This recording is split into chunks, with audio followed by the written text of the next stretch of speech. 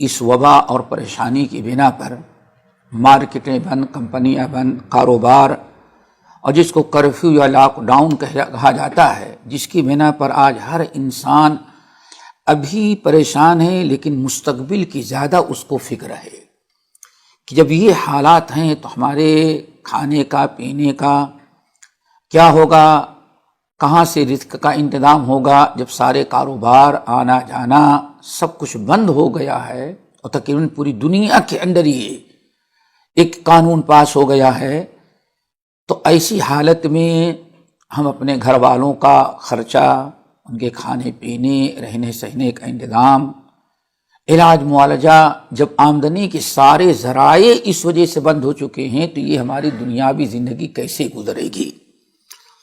یہ ایک سوال ہے، اور واقعی سوال بڑا اہم ہے، اور اس کا جواب ہم سب سے پہلے کتاب اللہ، سنت رسول کی روشنی میں دیں گے۔ اللہ تعالیٰ، دعا کرو اللہ تعالیٰ ہم سب کو توکل علی اللہ عطا ہو، اور اللہ اس کے رسول نے جو کچھ بیان کیا اس پر یقین کا جذبہ ہمارے اندر پیدا ہو۔ تو چند چیزیں ہیں۔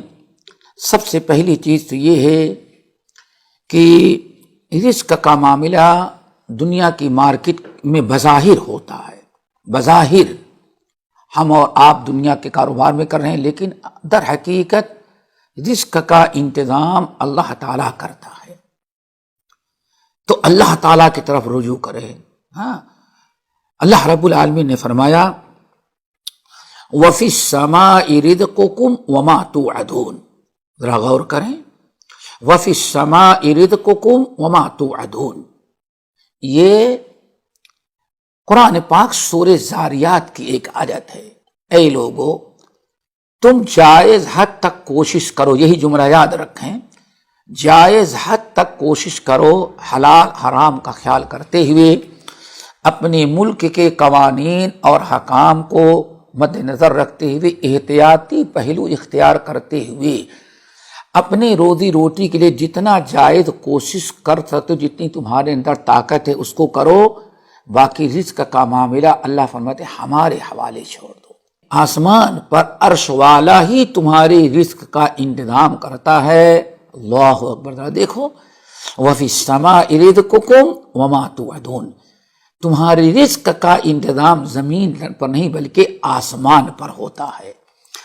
کسی فارسی شاعر نے بڑی بہترین بات کہی، خدا ارب بندد بحکمت زرے کشاید و فضل و کرم دیگرے، بڑی پیاری بات کہی کسی شاعر نے کہ خدا ارب بندد بحکمت درے کشاید و فضل و کرم دیگرے، اگر تمہارے رزق کے سارے دروازے کوئی بند کرتا ہے تو اللہ اپنے فضل و کرم سے تمہارے رزق کا انتظام اپنے فضل و کرم سے کہیں اور سے کھول دیتا ہے۔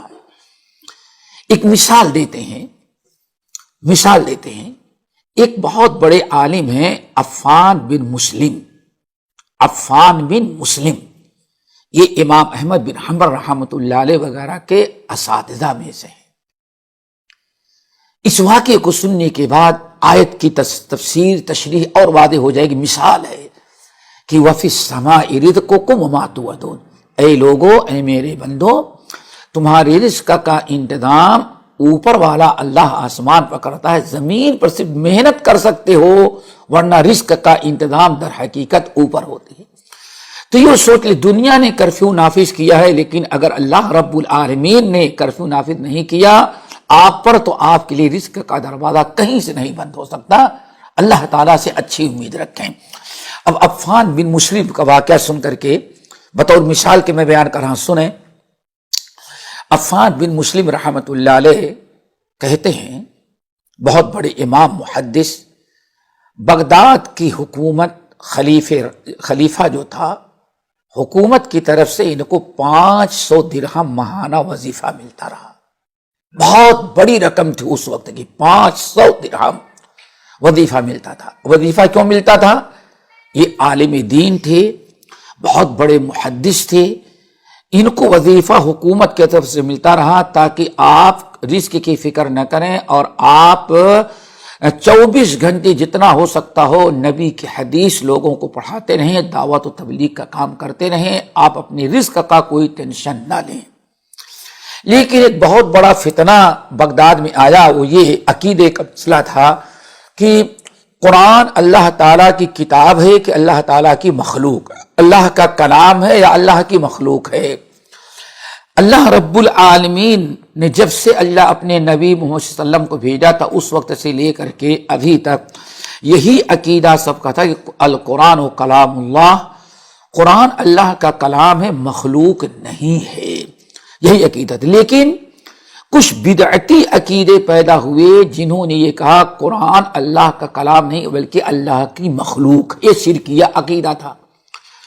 حکومت نے اس شرکیہ عقیدے کو قبول کر لیا اور سرکاری مذہب کیا بن گیا، قرآن اللہ کی کلام نہیں بلکہ اللہ کی مخلوق ہے۔ اس شرکیہ عقیدے کی پاسبانی حکومت بغداد کرنے لگی، حکومت کا یہی مسئلہ بن گیا۔ علماء نے اس کی مخالفت کی، تو جو علماء اس کی مخالفت کرتے تھے وہ کہتے تھے نہیں، یہ شرکی عقیدہ ہے، غلط عقیدہ ہے، قرآن اللہ کا کلام ہے، مخلوق نہیں۔ اس کو کہا جاتا ہے فتنہ خلق قرآن۔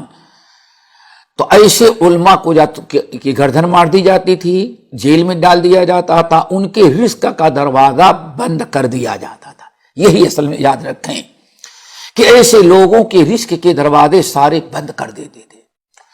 مغرب کی نماز پڑھ کر کے عفان بن مسلم رحمت اللہ علیہ ایک دکان پر بیٹھے ہوئے تھے، وہاں ایک سرکاری پولیس حکومت کی ایک لیٹر لے کے آئی اور پوچھی تم عفان بن مسلم ہو؟ کہا کہ ہاں۔ کہا قرآن کے بارے میں تمہارا کیا خیال ہے؟ کہا قرآن اللہ کی کتاب ہے، اللہ کی مخلوق کہنا یہ شرکی عقیدہ ہے، مخالفت کی۔ تو لیٹر نکالا جیب سے، کہا کہ دیکھیں یہ حکومت نے قانون پاس کیا ہے، اگر آپ کہتے ہیں کہ قرآن اللہ کی کتاب ہے، مخلوق نہیں، تو آپ کے رزق کا دروازہ آج سے بند اور آپ کا وظیفہ ختم کر دیا گیا۔ اب بیچارے گھر میں کہا جاتا ہے تقریباً 40 بیوی بچے ملا کر کے 40 آدمی کا خرچہ گھر کا تھا، 40 آدمی گھر میں کھانے والے تھے۔ عفان بن مسلم رحمت اللہ علیہ نہ تو آج تک نہ تو کبھی انہوں نے کاروبار کیا تھا، نہ کوئی بزنس، نہ کوئی تجارت تھی، نہ کوئی کمپنی تھی، 40 آدمیوں کا خرچہ اسی 500 درہم پر چلتا تھا اور بہت بڑی رقم تھی۔ حکومت نے بند کر دیا، اٹھے بڑے غمزدہ ہوئے اور جا کر کے اپنے گھر میں بیٹھ گئے۔ جب اپنے گھر میں جا کر کے بیٹھ گئے تو تھوڑی ہی دیر میں کسی نے دروازہ کھٹکھٹایا۔ عفان بن مسلم نے سمجھا شاید کہ پولیس آ گئی، گرفتار کرے گی اور لے جائے گی اندر۔ انہوں نے اپنے خادم کو بھیجا، بیٹے کو بھیجا، دیکھو کون آیا تو دیکھا کہ یہ دروازے پر ایک زیات کھڑا ہے۔ زیات کہتے ہیں تیل کے کاروبار کرنے والے، تیلی کو جو کا بزنس ہو تیل کا، اس کو عربی میں زیات کہتے ہیں، وہ کھڑا ہوا ہے۔ اس نے کہا کہ تم کون ہو؟ کہا کہ میں عفان بن مسلم کا بیٹا ہوں یا ان کا غلام ہوں، کچھ کہا کہ وہ کہاں؟ کہا اندر آئیں۔ کہا اچھا ایسا کرو، یہ تھیلی لو۔ ایک تھیلی پکڑائی اور کہا یہ تھیلی لے جا کر کے عفان بن مسلم کو دے دو۔ عفان بن مسلم سہمے ڈرے ہوئے کمرے میں بیٹھے تھے اندر، اللہ تعالیٰ سے دعا کرنے اللہ تعالیٰ مشکل آسان کر دے۔